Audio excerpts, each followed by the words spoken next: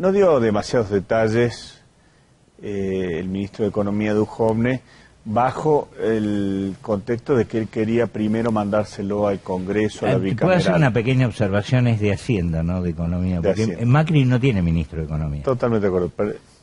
Entonces les mandó, el proyecto se lo va a mandar primero a la bicameral. Ajá. Sin embargo, algunas pinceladas nos dio.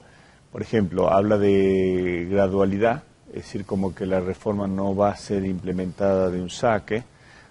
En alguna medida también lo acompasa a lo que es el gasto público para llegar a la gradualidad. Por otro lado, también sí claramente dijo la necesidad de sacar impuestos distorsivos, como puede ser el impuesto al cheque. Yo en particular le planteé la necesidad de que el norte tenga un tratamiento diferencial en materia impositiva. Creo que no, un salteño tiene que tener las mismas oportunidades que un porteño, que se encuentra ahí muy cerca de los centros portuarios. Y para eso, más allá de los planes, en este caso el plan Belgrano, que todavía está en pañales, pero digamos, más allá de estos planes de incentivo, tenemos que tener desde lo concreto, desde lo fiscal, nuestros productores, nuestros industriales, tienen que tener un tratamiento diferencial en materia impositiva para que compensen las distancias que tienen sobre los puertos. Con lo cual, a renglón seguido, a los 2 días tuvimos también reunión con el presidente de la Nación festejando el Día de la Industria. Bueno. Y también estaba la gobernadora Vidal. Bueno, entre otras cosas, la gobernadora Vidal habló de la necesidad de que le reparen el fondo de congelamiento del conurbano bonaerense. Y ahí me parece que tenemos un tema muy importante, ¿eh? Es decir, la justicia ahora, la Corte Suprema va a estar definiendo ese tema y creo que tenemos que tener una mirada equilibrada de país. Yo en particular creo que Macri tiene un gobierno muy centralista, en donde sus prioridades están en la provincia de Buenos Aires, Ciudad de Buenos Aires y grandes centros urbanos. En la medida que te imaginas que le quite coparticipación a otras provincias para dárselo a la provincia de Buenos Aires, eso es un tema para hacerlo muy de cerca. Son 2.000 y pico de millones de pesos. Sin duda. Y ahí es donde creo que tenemos que tener una mirada equilibrada. Vos sabés que esto mismo que decís vos lo decía Carlos Parodi los otros días. Dice, a mí no me pueden quitar 2.400 millones de pesos de un momento para el otro, que es la incidencia que va a tener una posibilidad de que el conurbano bonaerense se recomponga de esta manera. Y particularmente a mí me quedan alguna serie de dudas que en una de esas vos las tenés más claras, José, pero particularmente una reforma tributaria significa sacarle presión a los empresarios, hay que decirlo, la presión en general está alrededor del 35%, ¿no es cierto? Más o menos. 33 puntos de Producto Bruto, pero si contás la informalidad es más. Es un poco más. Es un poco más. Y países como Chile tienen el 20%. Es decir, para darle un poco la idea a lo que es la presión tributaria a otros. Pero te planteo este tema, que se lo plantea Parodi. Le digo a Parodi, ¿cuánto es tu gasto público en relación a los servicios esenciales? Y yo le digo, salud, educación, seguridad debe llevar más del 80%. Me dice 96%. ¿Cómo haces para reducir el gasto público o cómo haces para reducir ingresos? Y esta es la cosa que no me cierra. Sí, hay dos cosas. Ahora te digo qué es lo que yo pienso de cómo se hace para generar recursos, en realidad, más que para reducir gastos, que cuando son sumamente esenciales es imposible de hacerlo sin que tenga un costo directo sobre la gente. Volviendo un minuto antes a la reforma impositiva, y es importante que por ahí algunos funcionarios, como en este caso el ministro Parodi, también lo entienda, porque más allá del diagnóstico creo que hay que entender de fondo las cosas. Tienen que pensar que se va a discutir ingresos brutos. Entonces, claro. Ahí el ministro también nos dijo que junto con la ley de presupuesto iban a mandar la ley de responsabilidad fiscal y también se iban a discutir los ingresos brutos. ¿Qué digo? Muchas veces se superponen con los nacionales.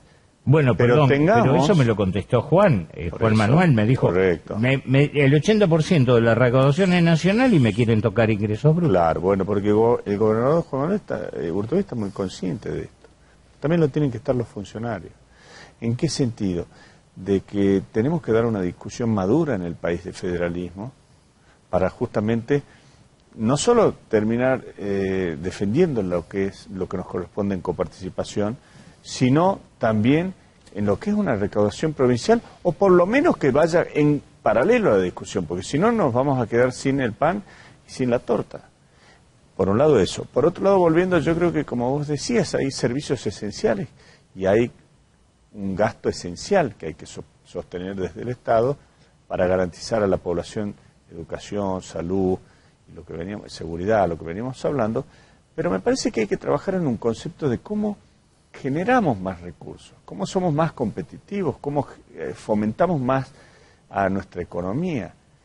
Y ahí me parece que tiene que venir del lado de mejorar la oferta productiva dándole competitividad.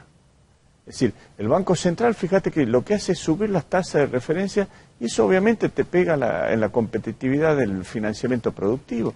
Nosotros tenemos que buscar bajar la presión tributaria, como vos decías, mejorar el financiamiento productivo, salir de la especulación y empezar a la producción. Esta es la forma por la cual entre todos los sectores tenemos que seguir generando trabajo que dignifique. En definitiva, hay que salir del sistema simplemente de asignaciones. La gente quiere trabajo, quiere poder llegar a su casa y sostener su núcleo familiar.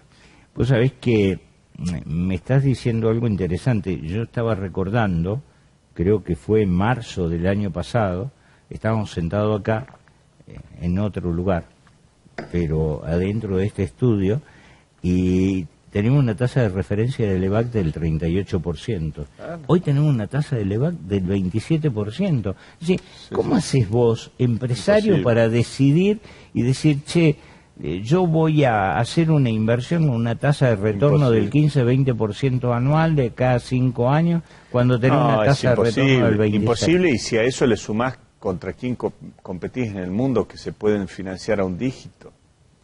Por eso digo, creo que viene por ese lado. Yo tengo una fuerte expectativa. Estos 2 últimos meses empezó a rebotar positivamente la industria, pero bueno, una base de comparación muy baja, 2016. Yo tengo fuerte expectativa de... Usaste una buena palabra, rebotar. Sí, sin duda, pero no mucho más. Pero tengo fuertes expectativas de que realmente empecemos a ver un plan de desarrollo y que se discutan las reformas de fondo.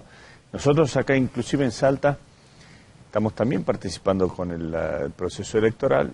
A mí me interesaría escuchar de los principales candidatos a diputados o de aquellos quienes quieran ser diputados, realmente qué piensan de esto, qué piensan, cuál va a ser su posición respecto al Plan Belgrano, cuál va a ser su posición respecto a lo que se necesita en coparticipación, cuál va a ser su respuesta para los salteños. Es decir, tenemos que tener primero la camiseta puesta al norte. Eso es mi mayor expectativa de esta discusión electoral. Se me disparan 2 cosas interesantes para charlar. Una, hoy cuando Juan Manuel Urtubey presenta el plan de competitividad, bueno, hace una serie de consideraciones que son elementales y que coinciden con lo que vos decís. Es decir, el empleo es la única forma de salir hacia adelante y para mejorar calidad de vida. Pero más allá de esto, a mí se me dispara una idea que hay 2 factores que hacen a la competitividad de Salta. Uno que son endógenos y otros que son exógenos. Cuando hablamos de costo de la energía eléctrica, costo del gas, costo del transporte, costo de infraestructura y de logística, son factores que no dominamos nosotros. ¿Cómo hacemos para hacerlo? Eso, costo financiero. Costo financiero. Y te sumo eso, la presión tributaria muchas veces, en gran medida, viene de la presión nacional. ¿Cómo hacemos eso? Justamente a partir de que se entienda una competitividad sistémica desde el gobierno nacional y se trabaje sobre variables que no se focalicen en un aspecto. Por ejemplo, ¿cuál fue el error típico de la Argentina en términos económicos? Ir a buscar competitividad con el tipo de cambio. Y estas son las cosas que tenemos que erradicar. Ir quizás a algo que demore más, pero ir a los consistentes. Tenemos que buscar una competitividad sistémica, sin lugar a dudas.